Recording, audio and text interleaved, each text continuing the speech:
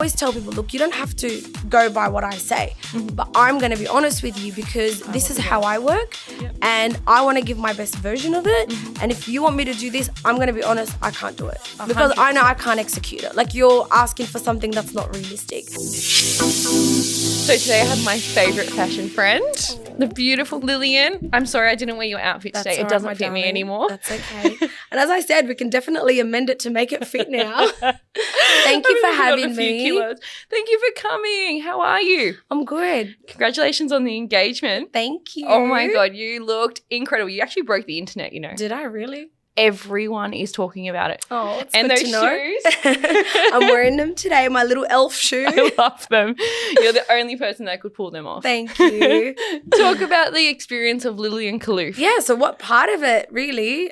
Do you mean like in terms of the business? Where it all started and how? Yeah, absolutely. So I was one of those amateurs that literally opened up a business a month after graduating from college, which was a big risk to take looking back now. But at the time, it just felt like that's what you do. How old were you? 19. Yeah. Realistically, and the funny story is that I didn't even know how to operate an FPOS machine. I didn't even know how to write a check. Was there even computers around? No, I didn't even yeah, of course computers were around. I just didn't know how to use one. Them. Yeah. So I still remember like, I think it was up until like 5 years later, I started using email. Like I was absolute amateur, but I just loved like fashion. The fashion. I loved servicing people. I loved like fulfilling their needs and bringing like visions to life. So it wasn't until like I remember my landlord or my real estate agent knocked on the door and he's like, excuse me, you haven't paid your rent in 2 months. And I'm like, how do you pay rent? I called my dad and I'm like, Dad, how do I pay rent? Do I just take money? Do I take cash? And Dad's like, no. We need to teach you how to use a checkbook. Was this at the place you're at now? No. So the first store was actually on Burwood Road, Burwood. Yeah. I was there. The lease was for 4 or 5 years. I can't remember. And then I moved after that to Elwood. Yes. And then I signed another lease there for 4 to 5 years. Yeah.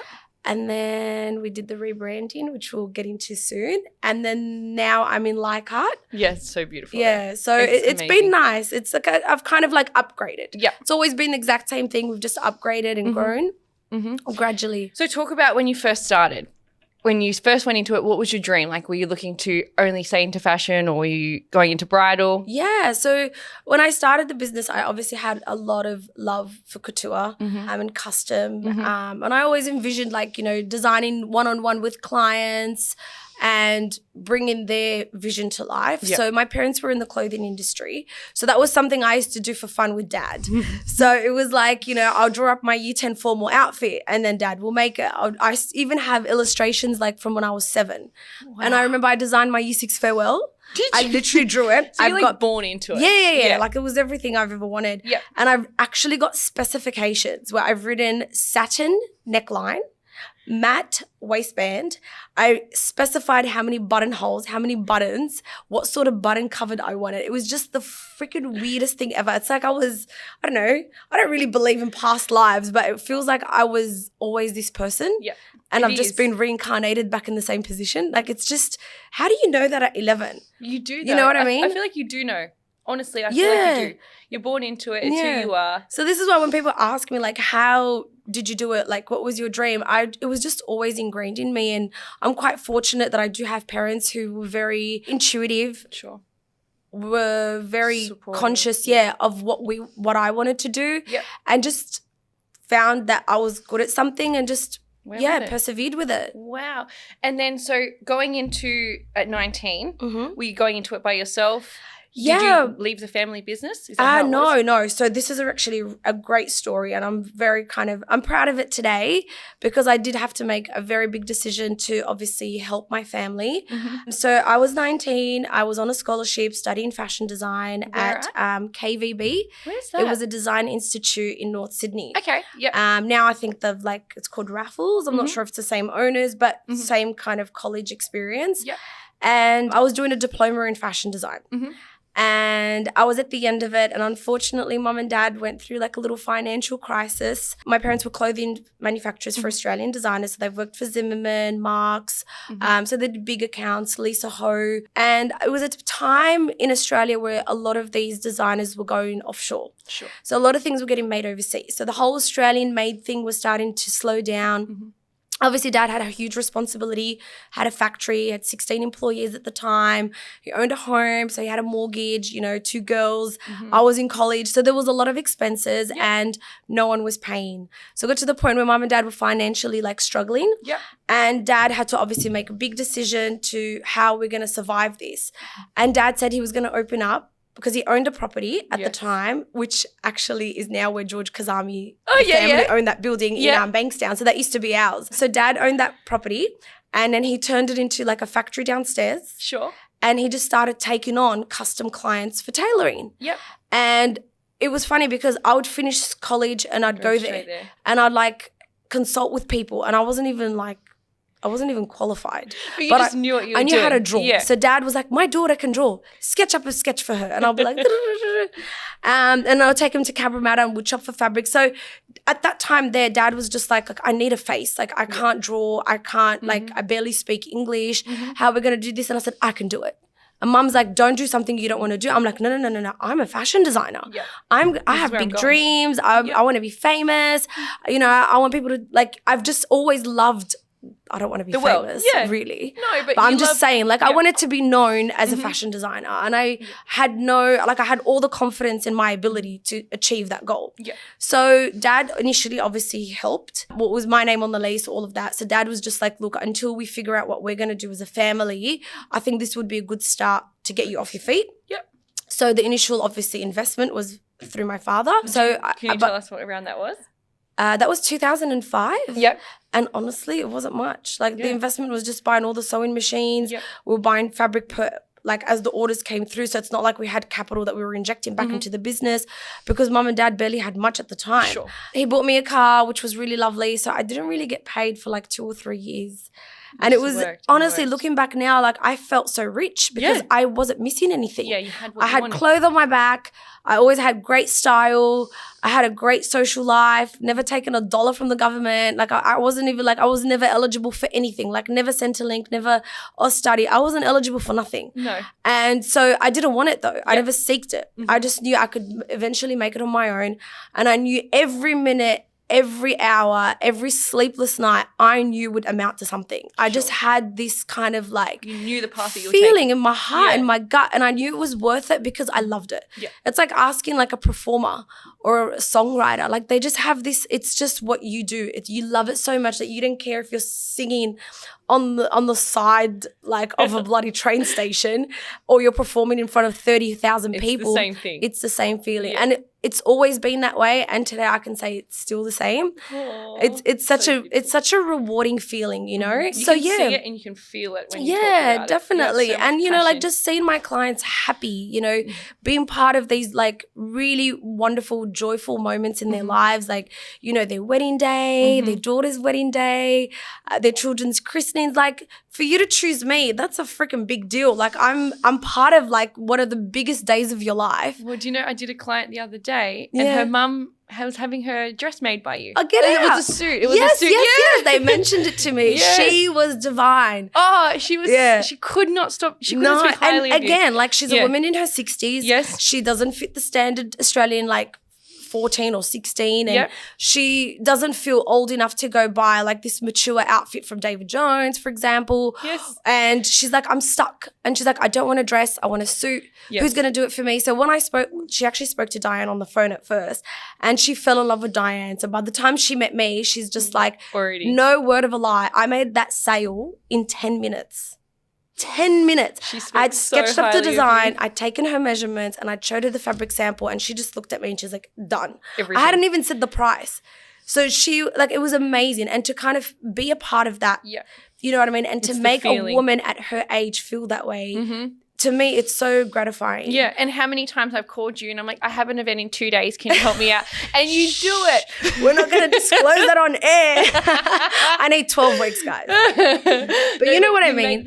You work around the customer. Yeah, absolutely. Really, and look, we're all about the experience. Yeah. Hence why we do have these time frames that we like to stick by. Yeah. Because it is something that's well made, quality fit. So for me, it's like I'm happy to do it for you on a short turnaround time, but I also want to give you the experience. You know. Yep. It's a luxury experience. It is, and it's something that obviously I learned from a very young age, having been tested like in the deep end. Like most designers leave college, they go work for somebody, they gain a bit of experience, they trip, they get back up, etc. It's not at their own expense. Yep. I didn't have any of that. Like I tripped, fell at my own expense and got back up and did it again and again and again. Okay, well tell us. Yeah, you know what I mean? So it's kind of like it's so complex, yet so beautiful in so many ways. And of course, like, you know, I've screwed up so many people's outfits. So many zippers have popped. So many like things did not fit well. But I was quite fortunate that people were quite vocal and very honest with me. And they knew that I had the personality to receive feedback. Yeah. So I'd listen. I honestly didn't even realize how good of a listener I was until now, because it's like all the things that I know today, all the design aspects, all the construction aspects, all the proportions that people come to me because they know I'm going to give them their best version of themselves, whether they're a size 6 or they're size 18. That's the best. I know for a fact I can make a woman that's a size 24 feel incredible. And they've said it to my face. You know what I mean? Yeah. So for me, like, I've obviously had to go through a lot of mistakes to make sure that now I get it right. Yeah, as a fashion designer as well, I feel like you're very honest. I am. For me, every time I've ever been into the shop, you're always like, no, Ali, that's not the right outfit. You should be wearing this. I'm like, no way, I'm not wearing that. You're like, you're wearing it. But that's what makes you feel more confident about yourself. I think look, again, in sales, you have to have a personality. You do. And I naturally have that personality where I relate a lot to a lot of my clients. Maybe not physically, but emotionally I do. So I hear them out. I try to understand them. I ask them like, just random questions. It's not like an interview. It's nothing like I am very professional, but I'm also very personable. But you know your client. You can read your client as soon as they walk in the door. Yeah, like I don't know these people. Obviously, I'm meeting them for the first time, but I know how to read them. And I ask questions and I also like give honest opinions without being harsh. Exactly. Like I've heard of other designers where they've given honest opinions and clients come back to me and I freak out. I'm like, how can anyone speak to anyone like that, let alone a client? Yeah. So I'm very cautious and conscious of how I go about it. Yeah, no, you do it very but it well. comes natural to me. You know what I mean? And it's nice. And I always tell people, look, you don't have to go by what I say, but I'm going to be honest with you because this is how I work and I want to give my best version of it. And if you want me to do this, I'm going to be honest, I can't do it. 100%. Because I know I can't execute it. Like you're asking for something that's not realistic. So I think there's an art to how you communicate with people. That's amazing.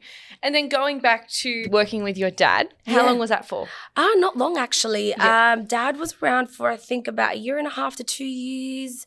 I think by the time I was 21, Dad was out of the business officially. Okay. Yeah. And what was the reason? It was just no, my parents went on to a new venture. So they started up Alterations for You, which is located at a few different Westfields. And Dad's built an incredibly successful business from that onwards. I felt like he was ready to kind of find himself as well. Dad was in his 40s. Like when I was 21, my parents are so young. Dad would have been 45 when I was 21. That's quite young. I'm 35 now. To think that in 10 years' time I would have had a 21-year-old, that's just freaky. So my parents were quite young. So it was just the right time for him to kind of find his feet. And he just smashed it. Like from then he opened up like 5 stores, then, you know, dropped it down, pulled back a little bit and then concentrated on 2. And they're just about to start off a whole new business as well. So you know, everything just fell into place and we just realized that, you know, working together was not ideal for the two of us, but it was just enough to get me off my feet and move on. And go on from there. And then so your sister came on as well? Yeah. So Diane was always in and out of the business. So Diane's a fine jeweler by trade. She was actually telling me that the other day. She's a very talented fine jeweler. She's very talented. Diane's with different, opposite personalities, but we make best friends, which is wonderful. And I think we've got that kind of yin-yang balance. Dee's just never been one to be in the limelight. She just likes to be be in the background. And she's so fantastic at it. Like Diane's obviously responsible for all the construction of the pieces, but she's always been in and out, and she'll always be in and out. That's just the way she likes it to be. Yeah. So like, the team has been trained enough to follow her lead. If there's new techniques that she thinks about, she brings it on board. But it's so funny. I say it to her all the time. Like, her talent just goes so far to the point, like, have you ever watched those videos on YouTube of like the Parisian ateliers, like Elie Saab or Christian Dior? I watched Christian Dior. Yeah. Like, like the Dior movie. How it So all happens. you know those old ladies in those white robes that sew those beautiful details? That's my sister. That's her. Like, I could never do that. You draw, don't you? Look, I'm going to put it out there to the world because a lot of people ask me this question. I don't sew. Yep. And I don't cut. No. I'm really good at envisioning patterns. So I'm the person that tells them what to do. Sure. Like, I literally point fingers all day. Yep. But I would never sit on a sewing machine. But that's a fashion designer. But I'm not a snob. That's the thing. People are like, hey, you think you're too good for the machine. I'm like, I'm a fashion designer. Like, honestly, 90% of my day is running a business. Yes. And 10% of it is design. Yeah. Do you know what I mean? So I think I'm really good at the business stuff now. You know what I mean? You like, are. I love Look what that you've sort of created. stuff. Yeah, absolutely. How did you create a business going from 19 and not knowing anything to now knowing pretty much a lot? Well, like I said before, like falling on my knees and getting back up. Like, it's difficult. Like, it's not easy. It's a process, and it's up to you as an individual to educate yourself. You know what I mean? So over the years, I've been quite fortunate. I've never had a mentor. And I'm still putting it out there. I'd love one if anyone thinks they can mentor me, because I don't know who I want to mentor me. I think that's a struggle too. Yeah. I don't even know what I'm looking for. If you were to have a mentor, would you be looking for a fashion designer mentor or a business mentor? Business mentor. But someone who understands fashion, because there's a lot of business people that don't get my business structure. So I'd love someone who's probably worked in a fashion business. Yeah. That would be ideal for me. But yeah, like, I've always sought like advice from a lot of people in my life. So although I haven't had one, I've had many. And I'm quite fortunate because of my business. I obviously encounter a lot of successful women in business, and somehow they've all kind of added value to my growth in one way or another. Yeah, you have to have 2 ears and 1 mouth in business. Yeah, you have absolutely. To listen. I always say, and I bring it up every time, but you do. Otherwise, if you're not willing to learn, what's the point of even growing? Yeah, like sometimes, you might be ranting to a client about an incident that happened or scenario that's going through your head. And then they can kind of say, look, that's happened to me before in business and this is how I went about it. And listen, Lils, if you need advice or anything, here's my number, email me, call me. And it's nice to kind of have that. And over the years, mum and dad are very successful in their own right. So they've also added a lot of insight. My employees, like I was 19 and my youngest employee was 40.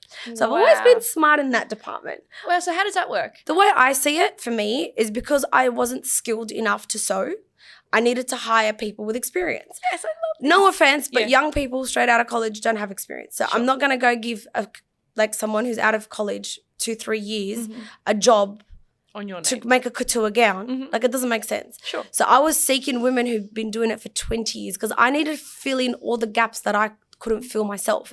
So I never employed another designer, and I would never, because I feel like that defeats the purpose. It defeats the purpose, sorry.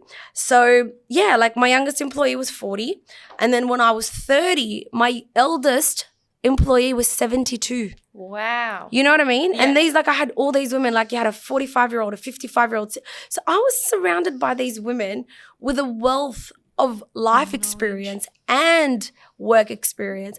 And I used to pride myself in the sense where we would say we've got 40 years worth of experience within our team.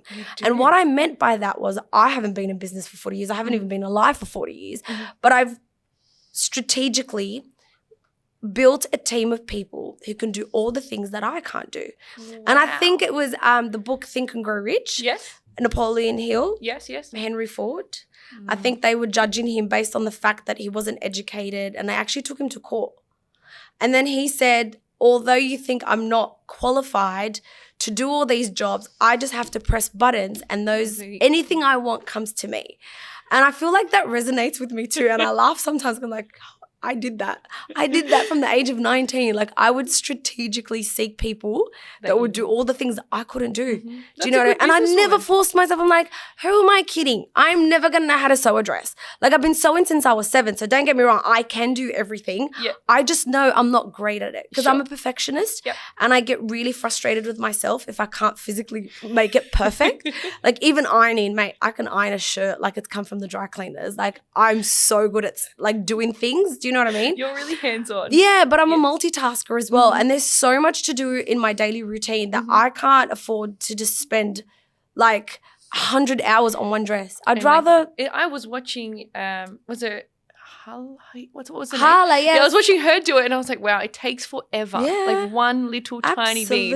Absolutely. Yeah. But again, like I consult with my brides, we do the fittings, we take the measurements, I process the order with my employees, then the time after that it's a fitting. So I literally draw all over their first fitting, which is a calico base. I come back to my team, I pretty much like put arrows and little post-its on every little thing explaining exactly what I want.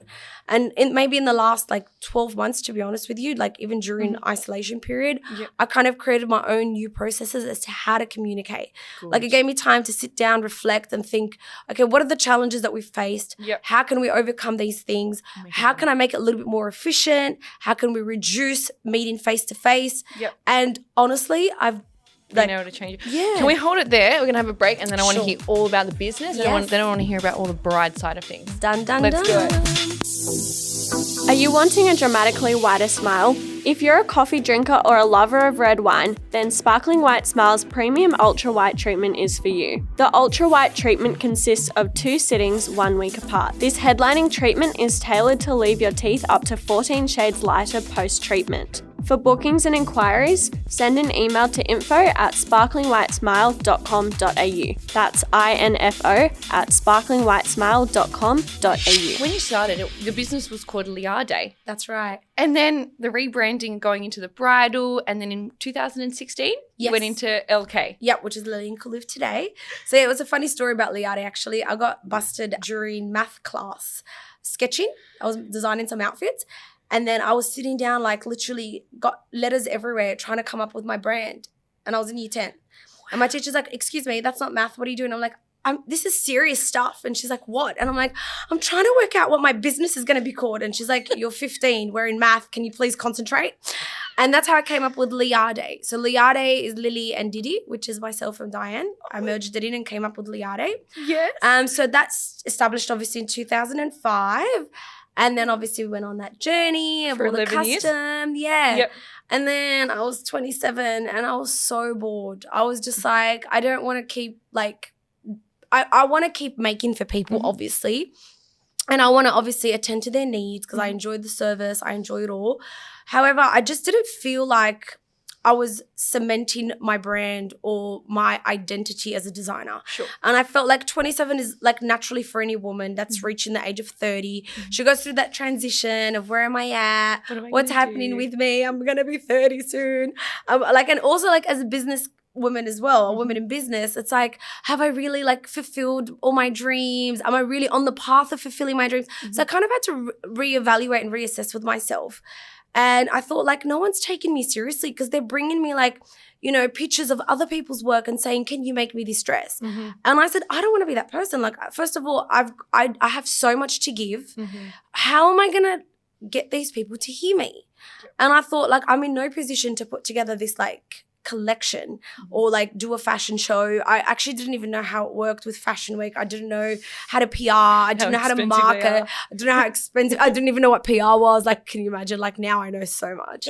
Like I had no idea. And I was like, okay, well, I'm going to take a break. But how do you take a break when you've got a lease and you've got I didn't have a mortgage at the time, but I mean like I've got employees and commitments. And what year was this? That was 2016. 2016. Yeah. And I'm like, how am I going to do this? Like, so I had saved up all this money thinking the next step was I was going to buy a house. Sure. And my dad's like, make sure you use your money wisely. And I said, Dad, are you going to hate me if I reinvest the money in the business? Dad's like, no. Like anyone else would have been like, you're crazy. And Dad was like, just do it. And he's like, what's your plan? Like, obviously asked me what my plan was. I said, look, I want to rebrand. And I said, rebranding is going to cost X amount of money. I said, I want a website. I want to get a PR agency on board. I want to call it, I wanted to call it The Khalloufs because I wanted Diane's name in it. And then Diane was just like, Lily, it's Lillian. You got to call it Lillian Khallouf. You carry the brand really well. It's your ID, your vision, and it's great that you get to sell it. Sure. So I was quite content with that and I was happy with it. Is Diane older than you? No, she's 18 younger. months younger, but she's like my older sister. Yeah. She's very mature. So we started the business and literally for a whole year, I don't think I made any profit. Wow. So I used the money that I had saved to reinvest and help me pay what I can pay to my employees, pay my rent, because what had happened was with my industry, and hence why COVID was so tough for us as well, is it's an event-based business. Sure. So people are coming to you at least 6 months to 12 months before their event, for bridal, for example. And then, with custom stuff, they're coming to you 3 months before. So they pay you an initial deposit, then there's a progress payment, and then there's obviously they're paying you based on, it's fair. Yeah. As you do the job, you get paid more for it. Yeah. So when things stop, how do you get paid? Sure. You know what I mean? Yeah. So for me to transition from Liade to Lillian Khallouf, I had to now filter through the clientele, which was one of the toughest things in business because you're literally saying no to money. People coming to me, they want a dress and I look at it and I'm like, I need to reevaluate myself. Do I want to put my name onto this? And I would literally decline orders. And I'd literally try and get out of all these deals that people wanted to do with me. And I was like, I have to stay true. I have to stick it out. I have to stick it out. And it was so bloody tough to the point where I tripped in that entering the year after that because I was like. So 2017. Yeah. I was like, how am I going to afford to stay in business? It was so hard because I'd used up all my money, put it back in the business. And then I was falling behind on things. And then that's when the chase begun. And I found my feet and I was like, here we are. Let's get going. And it was just orders were coming through. Customers were happy. They were like, we love this new aesthetic. Lillian, and the feedback was insane. They're like, we've watched you over the years. We love what you wear. And we were waiting for you to do that for us. And I said, why didn't you ask me? Why didn't anyone just say to me? I said, every time I came to give you my opinion, you'd be like, no, this is what I want. And they're like, well, now we see it. And I felt that was the personal growth within me. And it's actually interesting to see how women in business over a period of time start to own themselves and people see through you. If you're insecure, people can see it. If you're confident, they can see it. And if you're trying to sell something whilst you don't know, you're not confident, full, people won't buy it. I agree. And I swear to you, I felt this it was like a magic shift. All of a sudden, I was winning every single sale. I never lost a sale. It was the strangest thing. I'd call my dad and I'm like, I saw X. It wasn't a lot of people, for example, in 1 week, but I was like, I got 9 out of 10. And then the week after that, I got 19 out of 20. And then, it was just always I'd lose one. Yeah. But she'd come back after. She'd always tell me she regretted not coming back to me. You know what I mean? Yeah. And it was just kind of the start of this confidence. And it was so cool because within the first 3 months of being with the PR agency. And when was that? When did you go into the PR agency? Well, it was 2016. Yeah. So in 2016, so we dressed Jennifer Hawkins. And at the time, it meant so much to me. Obviously, never forget that outfit. As an Australian, young designer. I'm not sure if you know about this one. It was the white gown. Well, I remember how I asked you for it. Oh my God. For my Christmas party. And you're like, I can't do it because it's too late. Oh, no. Yeah. That one. Okay. Yeah. I thought you didn't know about that one. No, and then you gave me the wedding dress instead. No. You're talking about the races one. I'm talking about an initial one, in 2016. Oh, okay. So I think it was in Style magazine. Yes. A stylist had pulled the dress. And it was a big deal to me because obviously Jennifer was contracted to Maya. And this is why I speak so proudly of it. And I love her to death anyway. Because for me, it was I knew that she can't wear any other designer outside of Maya. Sure. Right?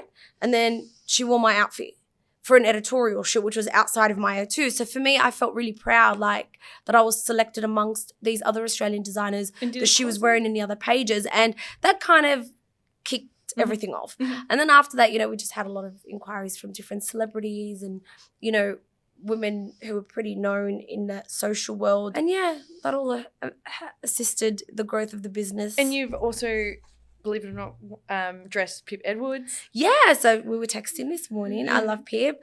She's amazing. And this is the thing is like I have so much admiration for the women that I work with, for the women that I dress, and to have them kind of compliment my work or, you know, put me on that caliber as well is so rewarding in itself. Yeah, and you've been in Vogue a million times. Yeah, we've had a few, not many. I've got another interview coming out. I'm trying to stay humble about it because, you know, it's so exciting. And, you know, like I know a lot of people who just become accustomed for great things happening to them. I always celebrate it. I always celebrate it like it's happening for the first time.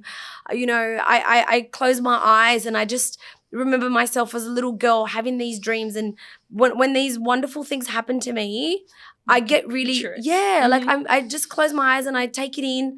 I never want to get used to doing well. I always want to celebrate every win, you know, like it's happening for the first time, because when you get used to, like if you don't celebrate it, then everything just becomes normal. And I don't want to live a normal life. No. You know, I'm very kind of, I'm loud and I love fun and I'm quirky, super happy all the time. So, and that's real. It's not a fake thing, you know, like this is my aspiration in life. And when I do feel sad, I allow myself to be sad. But I always remember there's better things in life to get me back up. You know, I have so much hope and excitement for the next stuff. Yeah. Well, talking of that, COVID, that would have been a very hard time. We caught up over COVID and we both had to cry together. Oh, my God. The kitchen. Remember, I fed you my chicken corn soup. I learned how to cook chicken corn soup. It only happened once. Don't think it will ever happen again. It was amazing. But that was good. Good with some wine as well. What time was it? Like 1 o'clock in the afternoon? It was literally 1 o'clock. I'm like, I have nothing better to do. I'm coming over. I'm like, Jason, do you want to try my chicken corn soup? He's like, yes, doll. Oh my God, yeah, but COVID. So it was a hard time for every single person in business. Look, in hindsight, as terrible as COVID was, obviously it was a tragic time for the entire world, and it's still bloody tragic because there's a lot of people that were affected by it. However, for myself, on a personal level, I feel like it was everything I've been wishing for in terms of hitting that stop button. Like I can't be more grateful enough for that time, because up until that moment I was just running. Oh, do you know how many people have come in here? I think it's every single podcast I've had. I'm getting goosebumps. And I'm the same. Like it's such a weird thing to say, and you don't want to. It was much needed. Yeah, it was. You were like, what is it? Running on a treadmill, Look, back and forth. I'm an Energizer battery on it day to day, regardless, right? So that to me is it. But I have to admit, and I'm saying it now, and everyone's going to hear it. I feel like I don't know. I felt like something was missing, and I think it was within me. And it was so funny because I look back now at the things that I was chasing, the people that I wanted to be associated with, where I wanted to be. Like I opened up my boutique in Paddington because I thought that was what I had to do to solidify my name as a designer. Like I thought I needed to be at the intersection. I needed to be in Paddington. And once I'm there, it's going to mean that I've made it. It didn't. No. It was no different. Like we're past COVID now and I'm doing better now than when I did there. So for me, it was just kind of reevaluating my priorities. I started off with 7 staff members in January. Today, there's only 3. And I look back now, did I really need all these people? You know what I'm saying? There was so many things that I thought this is what you should do because this is how a business runs. This is how everyone else is doing it. It's like, oh, you know, I need to buy the latest Mercedes because everyone's driving the latest Mercedes. I've never been that person. Like I've always been the leader. I've always been the trendsetter. I've always kind of, if someone loves that pair of pants, I'll deliberately wear something completely different because I'm not there to impress. I'm there to stand out as me and be proud of me. And during that time, I was just like, what the hell are you doing? Like I thought I had to be at every event I got invited to. I thought I had to speak to everybody in the room. And I was like, I don't need to do this stuff. And I was so hard on myself. Do they like me? Do they not like me? Are they following me on Instagram? Are they liking my images? Who gives a bloody crap? You know, concentrate on the people that genuinely matter to you. Who matters to me? My mum and dad, my sister, my girlfriends. I've got 10 bridesmaids. If I haven't done something good in my life, I wouldn't have these 10 incredible women beside me. You know what I mean? Yeah, you can't choose. And I thought to myself, like, I haven't spent time with these people. Here I am chasing the next event, this, that. So honestly, it was a really, really good time to sit with myself, reassess my own personal goals, and then the business goals. And then obviously having had to downsize my team, I had to sit down and nut out my processes and kind of work out ways that were efficient enough not to have as many people around. Do you know what I mean? And do it better. Yeah. And do it so much better. Yeah. And honestly, from the bottom of my heart, I have never felt so calm and so happy. Yeah. Look, I am a bit sad. I feel like I'm talking to myself in the mirror I know. now. Like, you're looking at me and I can tell you agree. Very similar. Very similar. And I feel like it happened for a lot of entrepreneurs. Yeah. Everyone that's come in here so far has literally said the same thing. We were running and running and running. Life was getting way like a hamster wheel. It was like getting too fast. The ugly thing of all of that is I remember one of my friends is like, do I have to freaking email you to book in dinner? And I was like, ew.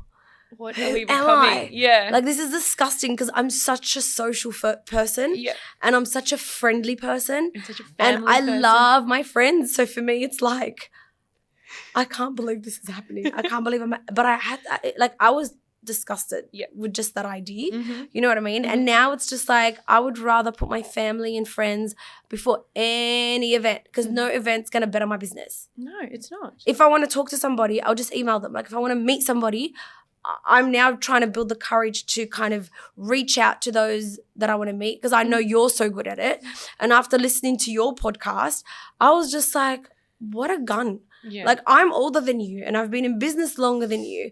And I was just like, how does she have that courage to just literally like Instagram somebody? Yeah. Like that's something I was always fearful of. Yeah, I think it's having no fear. That's the problem. Like rejection doesn't bother me. Okay. See, I discovered that rejection did bother me. Okay. And I think that was my biggest insecurity. Yeah. Honestly to say that because everything else in business, I'm the biggest risk taker I know. Yeah. Right? Yeah. But I always had this insecurity and I don't know if it stemmed from like as a child, like maybe some of the listeners don't know this, but obviously I lived in 3 different countries between Syria, Lebanon and Australia. I'm Australian born, but obviously my parents took us back and forth a couple of times. And that's 12 schools in 3 countries, you know? And you can speak 3 different languages? Well, I speak 2. I didn't pick up the French as well as I wanted to, but I'll get there one day. You would think being a fashion designer you'd know French more than anything. I only went to Paris for the first time last year, so we'll get there eventually. But what I'm trying to say is I think I've always strived to fit in. Yes. And it was always such a struggle. You know, being the girl, you'd go to Lebanon, she's the Syrian girl from Australia. You'd go to Syria, she's the Australian. Then you'd come to Australia, she's the Syrian Lebanese. And it was like I was always this person outside of everybody else, even to the point where like, you know, there's Australian lingos and like MSN came along and everyone had Nokia phones and, you know, like things like be right back, BRB. I'm like, what the hell's BRB? I'm like, did I miss something? Like I speak Arabic fluently and I read it and I believe I speak English, but what language are you speaking? BRB, LOL. BRB. I was like, what's LOL? I had to whisper to my sister and then my poor sister's like, I don't know what that means. I'm like, everyone's using it. Should we just say LOL? And then she's like, I don't think you're supposed to say it out loud. I think it's used in like text form. I'm like, bloody hell. Even nursery rhymes. I don't know nursery rhymes because I was never around long enough to learn anything. You know what I mean? You're the best. So I don't know. I'm just special in many ways. You're so beautiful. You're so beautiful. Do you have heaps of friends in the design world? I wouldn't call them friends, but associates, yes, absolutely. Yeah. I've got like stylists that I've got good relationships with. I think this is the thing that I had to learn. And I think that was the hardest part is that, you know, these people that you're working with, like obviously stylists and celebrities and stuff, they're not your friends. They need you just as much as you need them. And I just have a beautiful, kind relationship with each and every one of them. And I'd like to keep it that way. Do you know what I mean? I feel like the word friends to me is so important. And if I consider you a friend, I'd like you to feel that it's something special because I don't throw it around quite easily. And I also I don't judge people who do, but it just says a lot about them. You know what I mean? Like, so for me to have these 10 girlfriends who I've built relationships over my entire life in 3 countries, back and forth. Like we used to pen pal each other. My first best friend, Amy, she's going to love hearing her name on this podcast. So Amy, yes, you are the number one. So we've been friends since we were 13. Yeah. You know what I mean? Did and you grow up in Australia? in Australia. Yeah. And like even when I traveled back overseas, we would pen pal, and it was so cute. She'd send me like Spice Girls, you know, like the TV hits magazines and stuff, because she knew what I loved. She knew I loved fashion and I loved everything pop culture. So we just had this incredible relationship that just lasted over, you know, 2 decades now. And I'm so fortunate for it, you know what I mean? And all the other women that have come into my life, you know, I do have new friends that I hold very dear to my heart. But again, I've learned what sort of energy to welcome into my life. 100%. And I'm quite fortunate that with life experience now, I can do that. You know what I mean? So How old are you now? I turned 35 on the 10th of the 10th. Oh, happy birthday. And I'm honestly very proud to be 35. 35 going on 21. Yeah, like honestly, what's age now? Your energy is like just out there. Well, this is the fittest and the best I've ever looked in my life. I can officially say 35 that. in business, 21 in body, and like everything else. Not quite. The knees are getting weak. Tell me about the wedding. It's so exciting. I know. Well, my fiance is stuck in Melbourne due to COVID, so it's been tragic. Like my heart is actually broken. How long has it been without him? 5 months. 5 months. It's been really, really hard. Like really hard. I can't even explain it. So when my brides I was calling them during this whole COVID time, and the girls are like crying. My wedding's been postponed. I don't know what's going to happen. And I sat there and I listened to 60 brides just complain and complain and complain. And obviously I got to be kind. I got to be nice. And I honestly, genuinely meant everything that I said to them. But I'm just sitting there thinking, at least you have him by your side.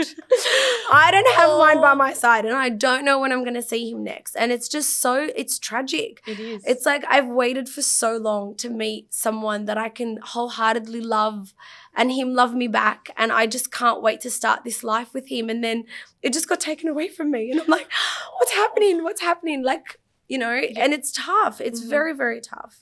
And did you have to change your wedding as well? Yeah. So initially the wedding was supposed to be next month. So it was meant to be over 2 days in Tasmania at the Mona Museum. It's so beautiful there. It's incredible. It's next level. Yeah. I can't wait to be back I love there. how different it is. It's so you. It's quirky. It's very Mo. Like those that don't know Mo, Mo's got his own quirks. He's a Libran like me. We're exactly a year and 10 days apart. So his birthday's next week. We're so similar yet so different. Yeah. So I wanted somewhere that would kind of like embrace us both. And we wanted to give our guests an experience that kind of reflected our personality as well. Sure. We both come from Muslim backgrounds. So we wanted something that was kind of special to our family, but also kind of very us, very modern. So we're going to do the Islamic ceremony very soon because we want to do that. And then you're religiously married, is yes, that right? we're religiously, we will be religiously married. So because the wedding was supposed to be in November, it got postponed to next year in April. But we want to move in together. We want to start our life together. So traditionally, it's not meant to work that way, but our parents have been quite understanding and the current circumstances aren't helping. Will you get religiously married on the wedding day? We don't know. We don't know. So it just depends on the borders. I would like to because I'm a bit sentimental like that. So if we can do it on the 21st of November, that would be ideal. I really want to give his parents something. I feel like his parents have been in lockdown for so long. Like his mum and grandmother haven't left the house since April. I had to do my bridal shower without having my mother-in-law or my sister-in-law there. So I would love to give them something to celebrate him as well as, you know, be there with them. So if the borders open and we can do a small celebration in Melbourne with them would be ideal. Otherwise, his parents will just have to, as soon as the borders open, they can come here. We'll do something quite intimate with the family. And then, start planning for next year. So there's a lot of outfits coming along. How many wedding dresses are there? I wouldn't say wedding dresses. It's wedding looks. Let's put it at that. So it will go over 48 hours. Like we're doing the first night, second night. So I just want to change. I love it. I love kind of immersing myself in the room that I'm gonna create. So for obviously the night before, it's going to be like a pre-wedding. Yes. It's very cocktaily, so I'll probably wear something really sexy. Have you got the outfits ready? Well, I've started. I started everything during COVID, like that isolation period. But I feel like a few of my designs have evolved since. Like even my bridal shower outfits, I sketched up one thing. And what I loved about the whole process, which I sometimes wish some of my clients allow me to do so, but I always say to them, go into it with an open mind. Like design is an evolution. You can't literally say this is how it's going to be. Like sometimes you grab the fabric and you drape it in a particular way and it just creates this new sculptural form and that you never thought would actually happen. So I did that with myself. And I love the whole process. Like I've documented some little Snapchat videos. And now for the wedding process, I'm actually going to go like full hardcore and get like a tripod and just go through the entire process because it's such a beautiful process. Yeah, like, people to want to me, see that. That's art. Yeah. Like for me, it's not the final product. Like when I watch these old videos of like the Doer ateliers and, you know, like John Galliano, I love watching Tom Ford like just ripping fabric apart and getting angry with the garment, throwing the sleeve across the room. I'm like, that's my life. Yeah. You know what I mean? It's so relatable. And I felt like even on social media, like the interaction I've been getting from like my followers has been amazing. And I just feel like I'd love to share that more with people. And during, obviously leading up to my wedding, it just gives the brides a bit of an insight of how to how we create, you know, how we come to there. So I obviously don't specialize in traditional bridal wear. And ideally, I want to attract brides that are very similar to me and have a very similar outlook on fashion and creativity and embracing individual style because that's what I'm all about, you know. It took me bloody 30 years to embrace my natural curly hair. Before that, I had short black hair. And it's like, you know, just be you, you know, and your wedding day, you want to look like you, you know. So beautiful. So that's so the happy goal. for you. Thank And I just you. love that you came on my podcast because you have literally, it's just you. It's just you. Like I feel like jumping up and down right now. Oh, You're amazing. thank you. Look Can you who's come talking. back? We're going to do round love 2. to come back. My goodness. We got to get you a podcast. Yes, definitely. I'd love to. Awesome.